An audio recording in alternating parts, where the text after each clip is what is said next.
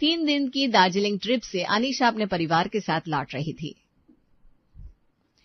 Mummy जी पापा जी को भूख लग रही होगी भाभी, साथ में जो खाना लेकर आए थे वो तो खत्म हो गया है। बाहर इतना अच्छा नाश्ता मिल रहा है, कुछ ले आते ना भाभी। बाहर से कुछ ऑर्डर करने की जरूरत नहीं है। तुझे क्या लगता है वो लोग अच्छे तरीके से खाना बनाते होंगे? उससे अच्छा है कि ये कुछ कचौड़ी बेचने वाले आते हैं ना, ट्रेन पर चढ़ते हैं, उनसे कुछ भी ले लेंगे। और इनका खाना ना ताजा भी होता है।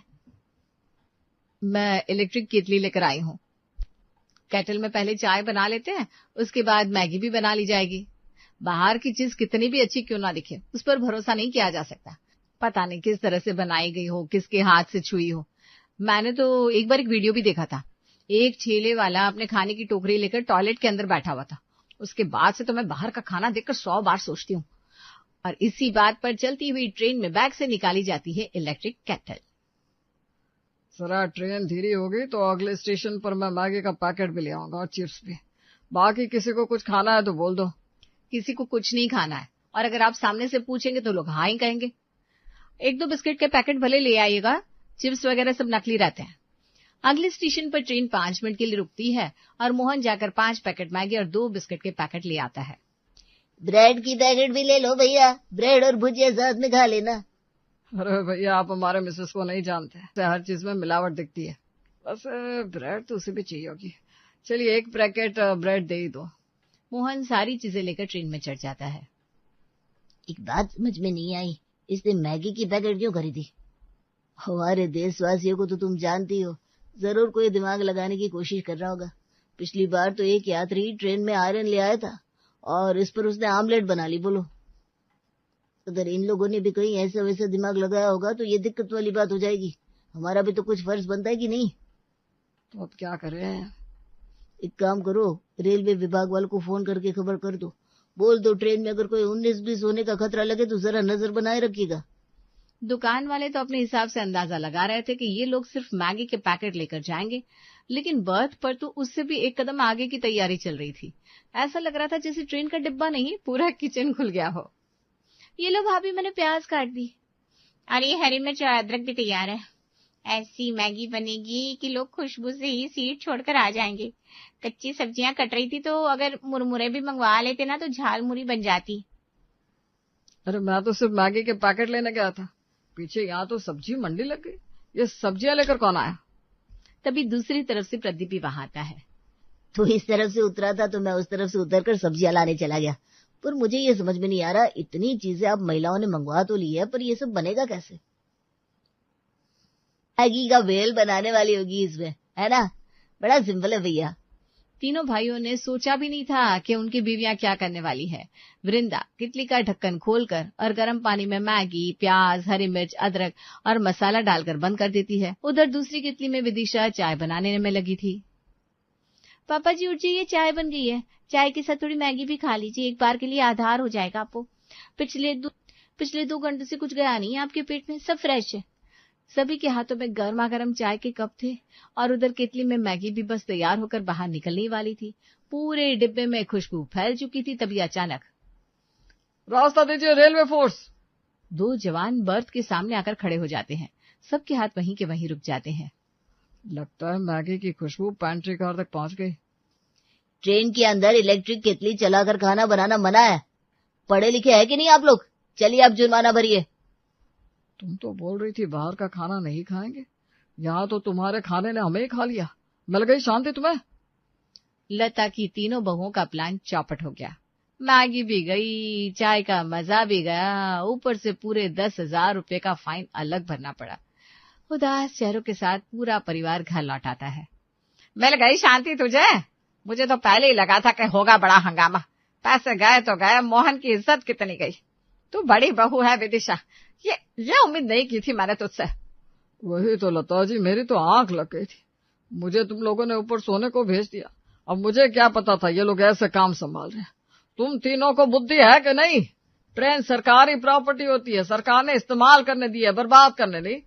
ऐसे तो कल को लोग वॉशिंग मशीन ले जाएंगे साथ में, ट्रेन में कपड़े धोने शुरू कर देंगे। अपने सास ससुर की डांट खाने के बाद तीनों बहुएं अपने अपने कमरे में चली जाती है, अपने अपने पतियों की 4 बातें सुनने के लिए। गलती तो सारी मेरी है, मुझे पूछना चाहिए था तुम लोग क्या करने वाली हो। इलेक्ट्रिक केटल लगा दिया है ट्रेन में, बताओ। अब मुझे क्या पता था, वो तो दीदी ने कहा, वो जो कहती है इस घर में वही होता है ना। अपनी जेठानी की बात मैं कैसे काट सकती थी। कल को भाभी कहेंगी ट्रेन के साथ भागती हुई अपने मायके चली जाओ, तो क्या तुम चली जाओगी? आप मुझसे नाराज क्यों हो रहे हैं? ये सारी बात तो अनीशा ने निकाली थी कि सभी को भूख लग रही होगी। मुझे लगा माँ और बाबूजी भूखे हैं, तो उनका सोचकर मैंने ये दिमाग लगाया। मैं तो सबकी भलाई चाह रही थी बस। हर कमरे से आवाज आ रही थी, पूरा परिवार नाराज था, पर अब किया भी क्या जा सकता था। कुछ देर बाद सभी इस बात को भूल जाते हैं और सो जाते हैं। अगली सुबह ऐसे मुंह लटका कर बैठी रहोगी तो क्या हो जाएगा? जो बीत गई सो बीत गई, आगे ऐसी गलती ना हो, याद रखना। जाओ अब अपनी जेठानियों की मंडली ज्वाइन कर लो। जिन जेठानियों के कारण मुझे अपने पति से इतनी बातें सुननी पड़ी, मेरे ससुर का गुस्सा झेलना पड़ा, उनसे क्या ही बात करना अब। एक के बाद एक तीनों बहुएं रसोई में पहुंचती है। बड़ी देर कर दी तुम दोनों ने किचन में आने में। मुझे तो रात भर नींद ही नहीं आई। इतनी सारी बातें सुनने के बाद किसे ही नींद आएगी? जो सभी का भला सोचता है उसके साथ यही होता है। खैर, मैंने चाय बना दी है सभी के लिए। अनीशा, तुम जाकर सभी को चाय दे आओ।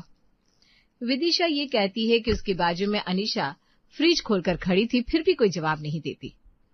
आपका हो गया हो भाभी, तो मैं जरा चाय बना लूं। क्या मैडम, ध्यान कहाँ है आपका? कल भी तुम्हें ही लगा कि सभी को भूख लग रही होगी, है ना? तुम वो बात छेड़ती नहीं तो इतना बड़ा तमाशा होता नहीं। और अब मैं जब कह रही हूं कि मैंने चाय बना दी है, तो फिर दूध क्यों निकाल रही हो फ्रिज से? सारा दूध अभी ही इस्तेमाल हो जाएगा, तो शाम में भी चाय बननी है कि नहीं? ये लो जी वृंदा भाभी, सुन लो, गलती मेरी थी। मतलब जो कितली लेकर आया, जिसने कितली ट्रेन में लगाई, उसकी गलती नहीं थी। गजब है भाई। एक ने अपनी राय दी, दूसरे ने कर दिया कांड, और फंस तो गई मैं। देखा जाए तो मेरी तो कोई गलती ही नहीं थी। कितना कुछ सुनना पड़ा मुझे उनसे, वरना आज तक इतने सालों में उन्होंने कभी बुरी बात नहीं की थी। और ये कहती हुई वृंदा भी पतीले में दूध निकालती है और अलग अलग चाय बनाना शुरू कर देती है। एक एक करके तीनों बहुएं बाहर चाय लेकर आती है। आज क्या बात हो गई? एक के बाद एक मेरी बहुएं मुझे चाय ही पिलाती जा रही। पहले विदिशा चाय लेकर आई, फिर वृंदा, और अब तुम ले आई अनीशा। बाकियों का मुझे नहीं पता पापा जी, मुझे तो बस ये पता है कि मुझे अपने परिवार की सेवा करनी है, इसीलिए मैं आप सभी के लिए चाय बनाकर ले आई। वो क्या होता है ना पापा जी, जिस गाड़ी को 4 लोग खींच रहे होते, वो गाड़ी किसी दिशा में नहीं पहुंच पाती, और उसमें भी कुछ अच्छा हुआ तो तारीफ एक को मिलती है और बाकियों को बदनामी। इसलिए अगर गाड़ी खींचती है तो अपने दम पर ही खींचो। बिल्कुल सही कहा अनीशा। कोई बिना कुछ किए तारीफ ले जाता है और कोई बिना किसी गलती के कटघरे में खड़ा कर दिया जाता है। सुबह सुबह क्या पहेलियां बुझा रही हो तुम तीनों, मुझे तो कुछ समझ में नहीं आ रहा। कल जो हुआ उसके बाद तो ये होना ही था बाबूजी। सबका भला सोचा था ना मैंने, तो ताने तो सुनने को मिलेंगी। अब ये भूल गई कि ये वही जेठानी है जो कुछ भी लाती थी तो 3 लाती थी। खैर, क्या ही किया जा सकता है, जो जैसी करनी करेगा वैसी भरेगा। विदिशा की बात सुनकर लता धीरे से अपने पति के कानों में कहती है, क्या बात हो गई जी? कल ऐसा क्या हुआ था जो ये तीनों आपस में इस तरह लड़ रही हैं? भाई हम सो रहे होंगे तभी कुछ हुआ होगा। ज्यादा फिक्र करने की जरूरत नहीं पापा जी, इनके बीच ये प्यार तकरार चलता रहता है। वैसे आज सिर्फ चाय ही मिलेगी या नाश्ता भी मिलेगा? आज सोमवार है, सोमवार को पापा जी मूंगफली वाले पोहे खाते हैं, कांदे पोहे। सारी तैयारी हो गई है, बस 15 मिनट दीजिए मुझे, मैं अभी पोहे लेकर आती हूँ। वृंदा फौरन रसोई में जाती है और गैस पर कढ़ाई चढ़ाकर पोहे बनाना शुरू कर देती है। वृंदा को ऐसा करता देख विदिशा भी पीछे नहीं हटती और वो दूसरे बर्नर पर अपनी कढ़ाई चढ़ा देती है। अपनी कढ़ाई जरा उस तरफ कर लो, मेरी कढ़ाई से टच हो रही है। पहले यहाँ मैं आई थी वक्त पर, पहले काम करना सीखिए भाभी, उसके बाद मुझे उंगली कीजिएगा। ऐसे ही उंगली आप ट्रेन के स्विच बोर्ड को करने गई थी। मैंने तो कहा था बाहर से खाना मंगवा लेते, पर नहीं, आपको ही उंगली करनी थी कि समोसे कचौरी नहीं खाऊंगी मैं। अनीशा किचन में आती है और देखती है दोनों बर्नर तो ऑक्यूपाइड है। इस तरह तो ये दोनों पोहे बनाकर बाहर सभी को परोस देंगी और रह जाऊंगी मैं पीछे। नहीं, ऐसा नहीं होना चाहिए। भाभी, वो मम्मी जी कपड़े धोने के लिए आवाज लगा रही थी, आप दोनों तो बिजी हो तो मैं ही चली जाती हूँ। तुम नहीं जाओगी, मैं जाऊंगी। मैं जाऊंगी, हमेशा माँ जी के कपड़े मैं ही धोती हूँ। और इसी बात पर वृंदा और विदिशा गैस बंद करके रसोई से बाहर चली जाती है। अब दोनों मैडम के खाने में जाएगा बहुत सारा नमक, और इस नमक वाले पोहे कोई खा नहीं पाएगा, और फिर बारी आएगी मेरी। विदिशा और वृंदा वापस रसोई में आती है और प्लेट में पोहे निकालकर बाहर डाइनिंग टेबल पर सभी को परोसते चली जाती है। आज क्या बात हो गई?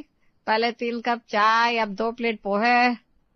और उन प्लेट में से आप वैसे भी नहीं खा पाएंगी मम्मी जी, मेरे हाथ के पोहे ही सबसे बेस्ट होते हैं।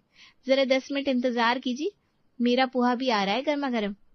अरे पर तुम तीनों ऐसा क्यों कर रही हो? साथ में भी तो खाना बना सकती थी ना। बनाने तो सबको पोहे ही थे। कल ट्रेन में वो बात हुई जिसके बाद अब मुझे किसी पर भरोसा नहीं है मम्मी जी। गलती देखी जाए तो आपकी सबसे बड़ी बहू और छोटी बहू की थी, पर पीस तो मैं भी गई ना। इनका कहना है कि गलती मेरी थी।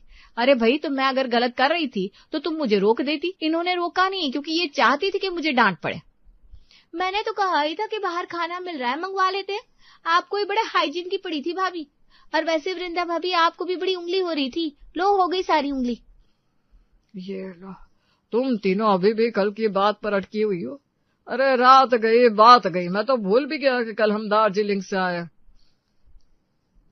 फिर तो देखा जाए तो मेरी भी गलती है। मैंने भी तो नहीं पूछा था कि मैगी की क्या जरूरत है, और प्रदीप भी बिना सवाल किए सब्जियां ले आया। अब क्या हम आपस में लड़ रहे हैं? बंद करो ये सब और एक साथ खाना बनाना शुरू कर दो। जो हो गया सो हो गया। सबसे पहले वृंदा के परोसे प्लेट से पोहे उठाए जाते हैं और उसमें इतना नमक होता है कि सभी की जुबान कड़वी हो जाती है। मन खट्टा रहेगा तो खाना तो गलत ही बनेगा। खाने में कितना नमक है। ये तो अच्छा है कि भाभी ने भी पोहे बना लिए। खाओ ना प्रदीप, तुम लोगों के लिए तो बनाया मैंने पोहे। प्रदीप जैसे ही अपनी बड़ी भाभी के बने पोहे को टेस्ट करता है, उसकी हालत और खराब हो जाती है। रुक जाइए, आप में से किसी को भी अपनी जुबान खराब करने की जरूरत नहीं है। मेरे पोहे तैयार हो गए हैं, मैं आ रही हूँ। हड़बड़ाती हुई अनीशा पोहे की कढ़ाई लेकर जैसे ही रसोई से बाहर आती है, वृंदा उसके पैर में अपना पैर अड़ा देती है और बेचारी पूरा खाना लेकर फर्श पर गिर जाती है। आज 1-1 चम्मच नमक वाले पोहे और 3 कप चाय पीकर ही घर के मर्दों को काम के लिए निकलना पड़ता है दोपहर के वक्त। माँ जी, आप सुबह साड़ी धोने को कह रही थी ना, मैं अच्छी तरह से हाथ से रगड़ रगड़ कर धो दूंगी, नहीं तो वृंदा तो अपनी आदत से मजबूर कपड़ों को मशीन में ही डाल देगी। अरे मेरी कौन सी साड़ी बाहर पहनने वाली है, घर के रोजमर्रा के कपड़े का ही तो कह रही थी मैं। ऐसे तो सुबह 10 बजे तक मशीन चालू हो जाता है, आज किसी ने मशीन चालू नहीं किया। अच्छा, आप घर के कपड़ों का कह रही थी। हाँ, कोई बात नहीं, मैं अभी जाकर धो देती हूँ। विदिशा सारे कपड़ों को मशीन से निकालती है और बाथरूम में बैठकर घस घस कर साफ करती है। कपड़ों को धोने के बाद वो मशीन में ड्रायर में सुखाकर बाल्टी में निकाल लेती है और बाकी कामों के लिए निकल जाती है। तभी पीछे से आती है वृंदा। बताओ, कपड़ों को धोया भी नहीं, सुबह रसोई से भाभी भागी तो ऐसे थी जैसे अभी कपड़े खींचने की। वृंदा कपड़ों को मशीन में चलाकर दोपहर के खाने की तैयारी करने रसोई में चली जाती है। आज दोपहर का खाना फिर से 3 भागों में बनता है। दाल चावल भिंडी की सब्जी पापड़, दाल चावल भिंडी की सब्जी पापड़। यहाँ भी दाल चावल भिंडी की सब्जी और पापड़। अगर तुम तीनों को अलग अलग भी खाना बनाना है तो कम से कम अलग अलग सामान तो बनाओ। सेम टू सेम खाना बना दोगी तो क्या फायदा, ये तो अनाज की वेस्टेज होगी। एक साथ काम करने की आदत है ना मम्मी जी, और पता है कौन कब क्या खाता है, इसीलिए हाथों से वही चीज बन जाती है। वैसे मैंने किसी की देखा देखी नहीं की है, पर हाँ, मुझे देखकर बहुत लोग काम कर रहे हैं, ये बात भी सच है। ऐसे तो तुम तीनों अनाज की बर्बादी करते करते हमें रोड पर ले आओगी। बेकार में गैस भी तो बर्बाद हो रही है। अब बड़ी मुश्किल से मिलती है गैस, जरा बचत करो, बर्बादी नहीं। दोपहर के बचे चावल को तीनों बहुएं अलग अलग फ्राई कर देती है। पूरे परिवार को एक जैसा ही खाना मिलता है। नमक से लेकर मसाले तक तीनों प्लेट में वही स्वाद है, फिर भी अलग अलग प्लेट में इतना खाना चावल देने की क्या जरूरत है? आदमी खाकर भी एक ही प्लेट खत्म कर सकता है। उससे भी अगर एक प्लेट खत्म कर दी तो बाकियों को दुख हो जाएगा, तो तीनों में से बराबर खाना पड़ रहा है। ये मैटर कुछ ज्यादा नहीं खींच गया। अगली सुबह लता तुलसी के पौधे को सींच रही होती है कि उसे अपने पति की आवाज सुनाई देती है। मोहन की माँ कहाँ है आप? अरे क्या हो गया, आ रही हूँ। नहीं आइए। ये देखिए मेरे गुलाबी रंग का शर्ट सफेद कैसे हो गया, इतना किसने धो दिया ऐसे? अरे ये तो पूरी शर्ट की कलर ही उड़ा दी इन लोगों ने। मुझे तो लगता है जिस तरह 3 बार खाना बना रही है, वैसे ही कहीं तीनों ने अलग अलग आपकी शर्ट को खींच तो नहीं दिया। लता अपने पति से बात कर रही थी, तभी मोहन अपने कमरे से आवाज लगाता है। ऐसे कोई कपड़े धोता है क्या? मेरे नए हाफ पैंट को फाड़ दिया। विदिशा, कहाँ है आप? मोहन की आवाज सुनकर बाकी सभी उसके कमरे में पहुंचते हैं। ये कैसे कपड़े धोए विदिशा तुमने? ब्रांडेड पैंट थी मेरी, गिफ्ट में ली थी मुझे। ये ऐसे कपड़ों पर गुस्सा निकालोगी तुम? आपका पैंट फटा हुआ है या मेरी शर्ट फटी हुई है?